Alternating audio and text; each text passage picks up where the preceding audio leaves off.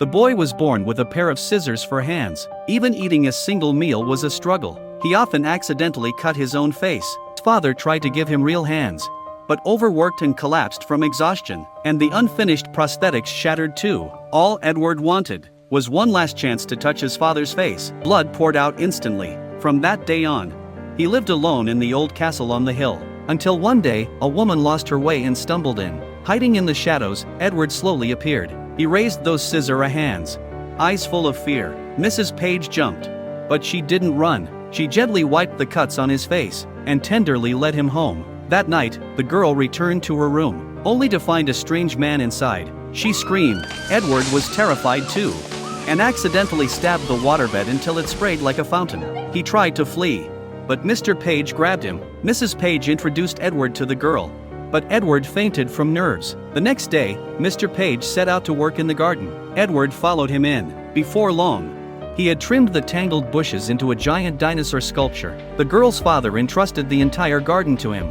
Soon, a family statue appeared on the lawn. People clamored for him to mow lawns, prune hedges, even cut hair. Suddenly became the town's artist. But then the bad boy showed up. He wanted to use Edward's gift to steal. At first, the girl refused, but in the end, she reluctantly agreed. That night, Edward easily pried open a door, only to be shoved inside by the bad boy. Alarms blared. Doors and windows sealed shut. Edward tried to open the door, but he couldn't grip a handle, while everyone else fled. Soon, the police surrounded the house. Hands up, they shouted. When Edward raised his scissors, they thought he was about to attack. Guns almost drawn. Only a neighbor's shout stopped them. Recognizing him, they halted the mistake. But afterward, every woman he had helped turned on him, calling him a curse. Edward was heartbroken.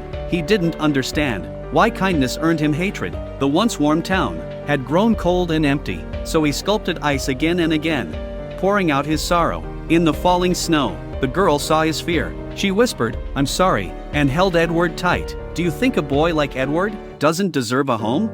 Please comment.